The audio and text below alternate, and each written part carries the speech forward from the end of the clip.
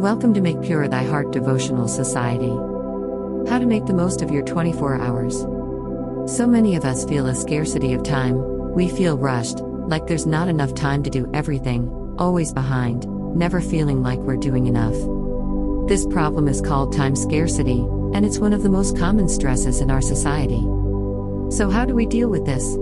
Unfortunately, there's no easy answer, but there are a few things I've found to be really powerful. Let's talk about the problem before we talk about the solution. The problem of time scarcity. Most of us feel some kind of time stress. I'm not making the most of my time, or there's not enough of it to get everything done, it's slipping away too fast, I'm overwhelmed by it all. The feeling is that there's not enough time. With a feeling of scarcity about time, we stress that we won't get everything done. We feel behind. Here's the first thing to realize: there's always a fresh supply of time. We get the same amount of time no matter who we are, and we get a fresh batch of 24 hours every day, no matter how terribly we spent the previous 24 hours.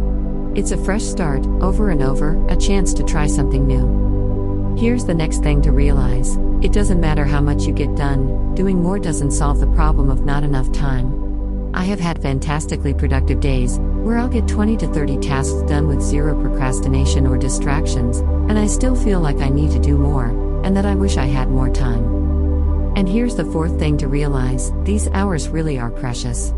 They are a gift. We take them for granted and don't appreciate them to the fullest. We go through our days doing routine things, not really paying attention, and because of that, the hours slip through our fingers, and we wonder where it all went. So with these things in mind, I'll share the 3 most important ways to make the most of our 24 hours. 4 ways to make the most of 24 hours. These work for me.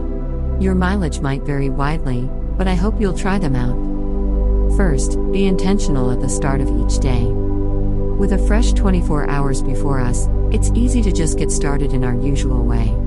But to make the most of this new batch of hours, I found it important to take a few moments at the start of the day to reflect on what I want to do with them. I might not end up doing things exactly as I plan, but I'm much more likely to spend the hours wisely if I set intentions at the start. I make a list of what I would like for the day. Second, don't shoot for doing more, do what matters.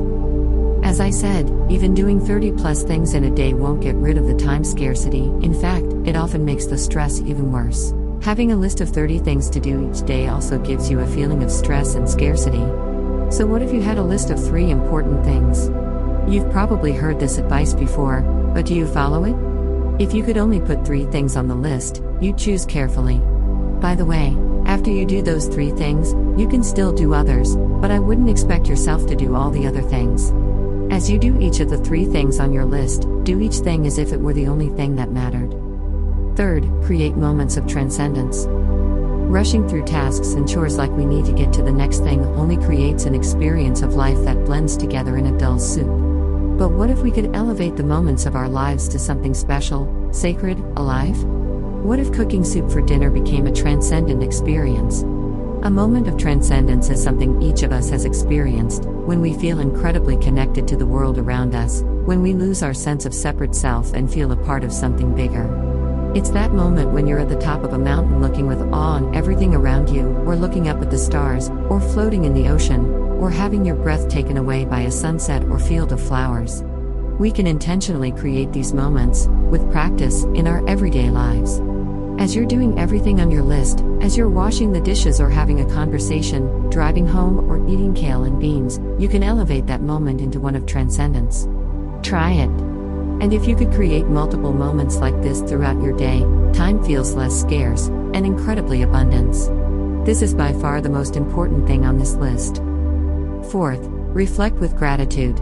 At the end of each day, take a few moments to reflect back on your day and think about what you're grateful for.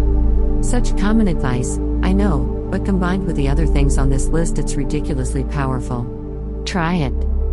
So those are the 4 ways. Together, they are a way of being in our lives that is radically different than most of us experience our days. Thank you and congratulations. May these tools help you in strengthening your devotion and leading a calm and balanced life. Namaste.